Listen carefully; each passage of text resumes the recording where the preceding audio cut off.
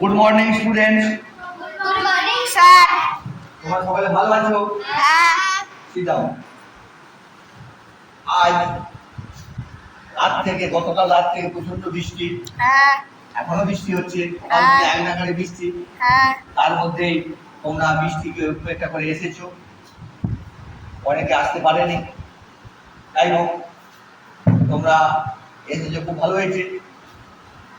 আজকে তোমাদের একটি গুরুত্বপূর্ণ বিষয় আলোচনা করব।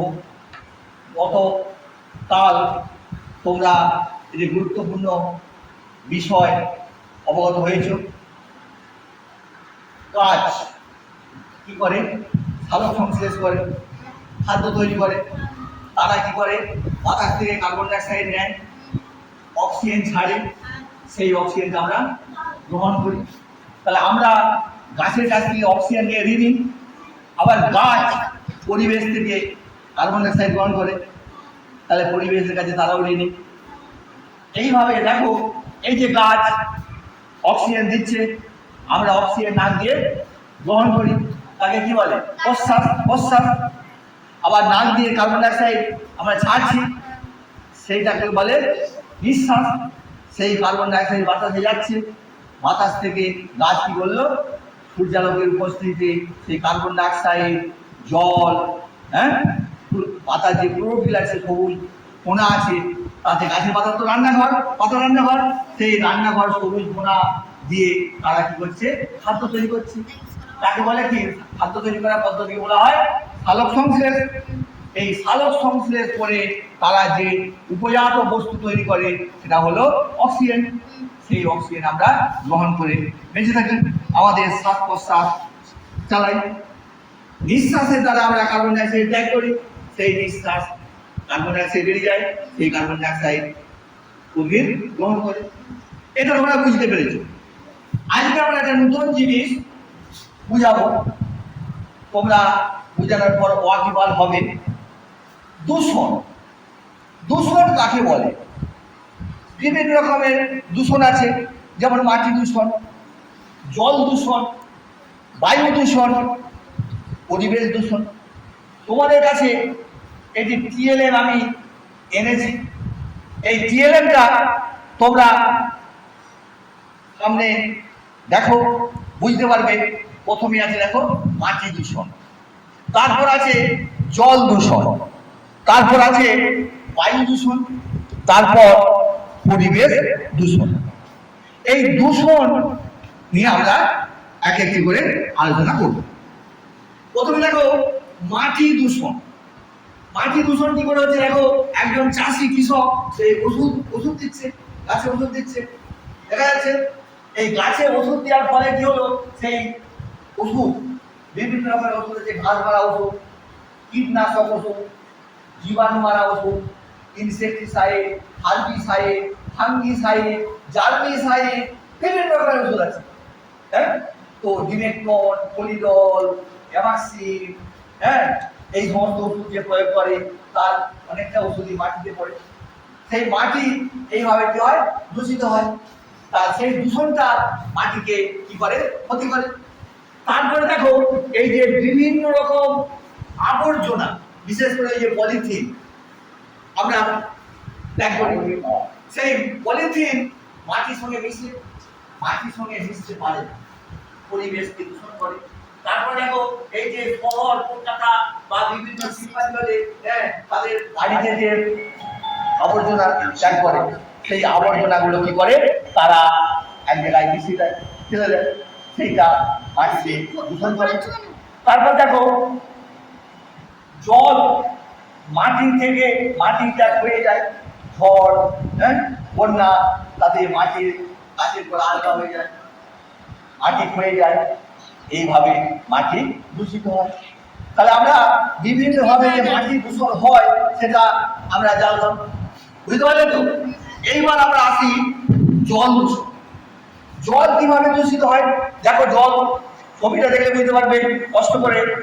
জল আমরা জলে, এই তো নদী, শিল্পাঞ্চল, কলকারখানা থেকে যে আবর্জনা আসছে, দেখো এই যে এখানে এই আবর্জনা যে আসছে সেটা পড়ছে, নদীর জলে পড়ছে। নদীর জল দূষিত হচ্ছে।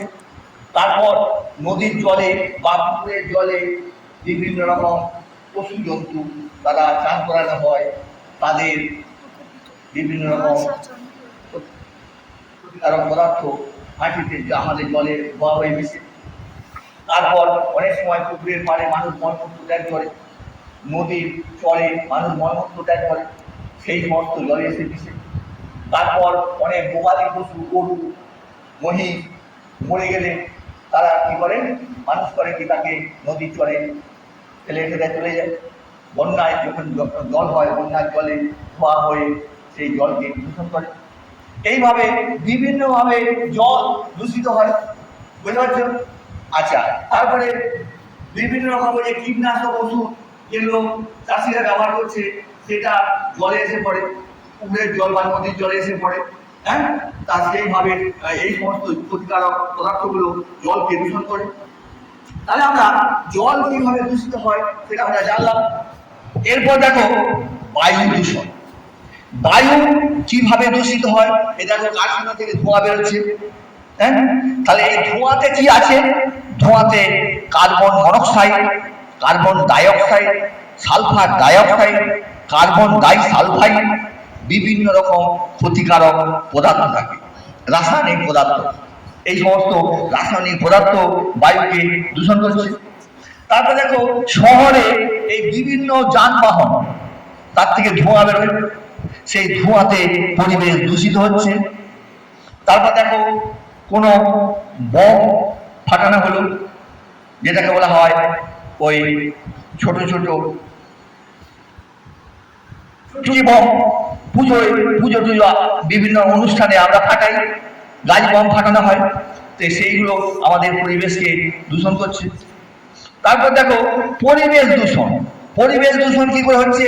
পরিবেশে যেখানে নোংরা ফেলা হয়, ময়লা ফেলা হয়, সেই ময়লা ফেলার ফলে পরিবেশকে দূষণ করছে।